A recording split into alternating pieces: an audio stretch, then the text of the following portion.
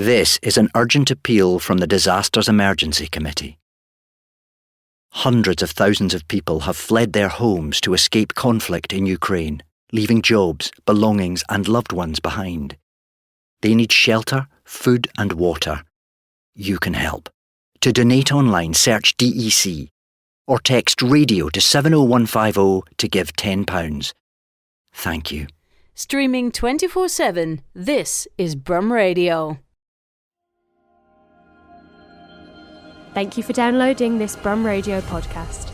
For more podcasts, visit brumradio.com. Hello, you're listening to Interval Theatre on Brum Radio. I'm Dave Massey. And I'm Eleanor Lawson. How you doing, Eleanor? I'm good, how are you? I'm all right, I'm not bad at all. Last night we went to see, we're just going to get straight into it. Yes. Last night we went to see a production which was called Asking For It, and it is at Birmingham Repertory Theatre until the 15th of February.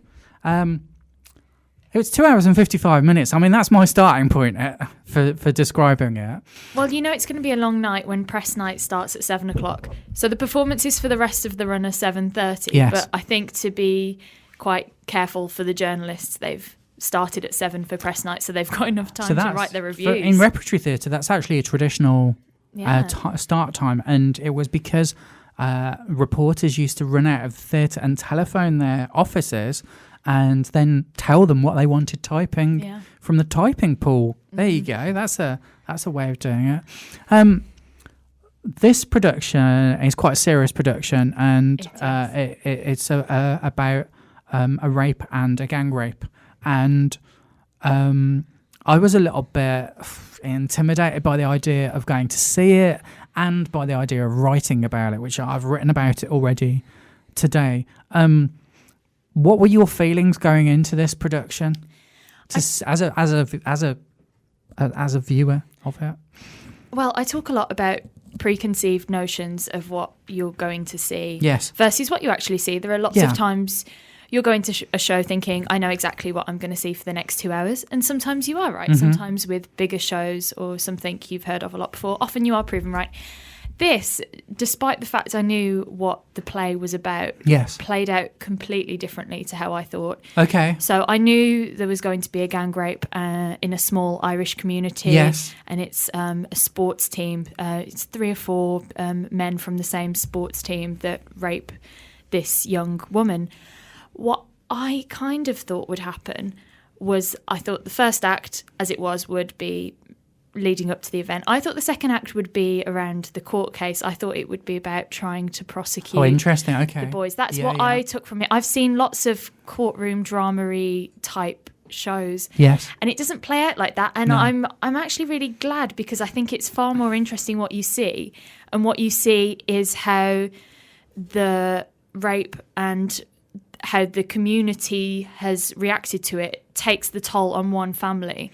So how you think a mother or a father might react to their daughter being assaulted is not how it plays out. And you really just see over time, because it's a year after the rape occurred, you really see the slow grinding pressure on this family and how it slowly breaks them apart. And I think that was the most interesting part of the production for me. It was really beautifully done. I wasn't expecting the time jump. No. When the time jump happened, because it happens one scene into the second half. So the second half begins and you think, we're going to be still sort of there. And then it jumps a year. And there isn't really much indication of what's going on. One of the weird things is you're seeing the reactions from the community through their eyes in this production. You don't see the community, but you hear them through the radio. You hear them being read, the stories being read, and then the accounts from the parents of what they've heard in the village as well, what they've heard in the village town. I didn't realise that it was going to have such young characters in, because they're 17 and 18, the main chunk of the characters in. I didn't realise that they'd be out there in school uniform, being 17 or 18 in England. And I don't know if this is the case, what the case is like in other parts of the UK and Ireland, but this is set in a small Irish town. But in England, the types of schools that have uniform tend to be posher. Tend to be posher schools with blazers, and this was quite a working class school that we then get to see, but they're still wearing blazers until they're still wearing jumpers until they're like 18. So it made them feel much younger than they probably were. We both said as well, in the first act you get to know the characters before the assault takes place. Yes. And we were both saying how they set up the characters to be very likeable, very fleshed out. You see the male bravado and how men act differently in gangs, in groups, than as they do alone. But we were both saying how important it was that you see these men, as real humans, before they go on to commit this attack. Because often you kind of hear of it in the abstract, you hear of evil actions, and it kind of separates it from what leads a person to do that, from the politics behind that. And I think it's really important that you see that it's not, evil loners that commit violence like this. It could be anyone. Yes.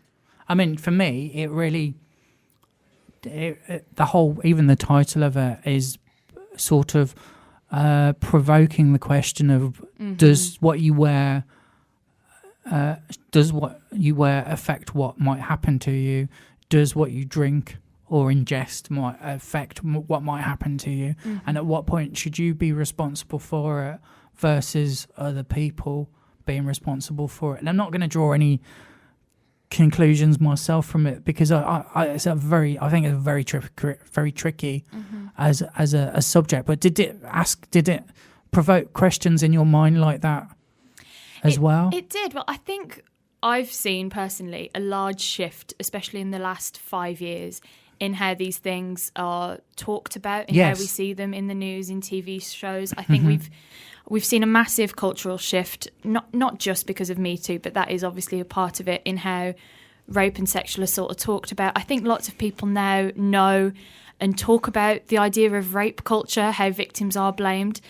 And in the production, it's not something that this small community really recognises. I mean, at one point the character lists a lot of questions that the community have to deal with, and one of them is, was she asking for it? One of them is, does jock culture participate in rape culture? But one of them is does rape culture exist at all?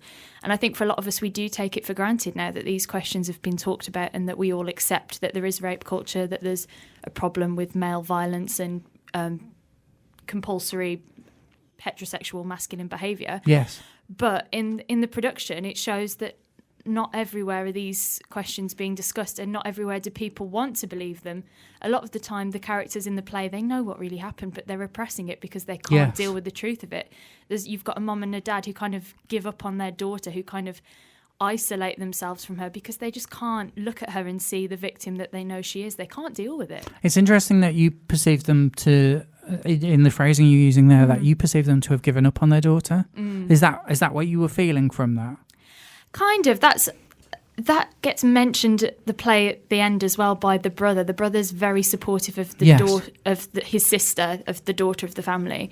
But you also realise that he believes that there's a certain justice that should take place, and when she doesn't want to pursue that line of justice the way he does, he can't cope with it either. They all have their own idea of how they want this to play out, how they want to recover from this. And when Emma, who's the main character, when she doesn't want to go down that route, they can't cope with it. I actually, rather than how you saw it, I actually thought they were quite selfish.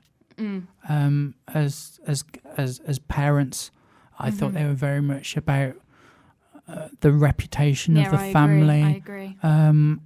And for me, that was really coming through towards the end of the second half. The son's coming back. Now, the son comes back as a prodigal, and that's quite awkward because he's been away from his family for over a year, and perhaps a little bit longer than that to go to university. And he comes back, and his family has gone through this whole entire trauma, and then he just jumps into it. And he isn't really dealing with the fallout of what he finds. No. He's just going in and saying what he expects everyone to be doing. And I appreciate from those situations that it's very, very, very tricky situation. But for me, the second half felt more real than the first half. Definitely. Because although there was a lot of choreography in the first half, there was also a lot of projection being used in terms of cinematic style projection, whereas in the second half you've got projection of rain all the way through as a constant kind of feeling as well. I said in my review that this wasn't a projection that was really designed to be enjoyed. No. Do you share that as a thought? I agree with that, although there are moments in the build-up to the attack that I think are meant for enjoyment, even if they're meant to be suggesting other political, more sinister meanings as well. Yeah. You've got like group dances, Yes. and there's some very particular songs that play Yes. to those that you mentioned. Almost triggering tracks. Yes. But yeah, exactly. I mean, some people think that you need to go to the theatre to be entertained. Yes. But I think it's really important that we do see theatre that leaves us feeling uncomfortable, because that's what changes our views and makes us go out into the world afterwards a slightly different person. Thank you for listening to this Brum Radio podcast. Don't forget to subscribe and rate us on your podcast app.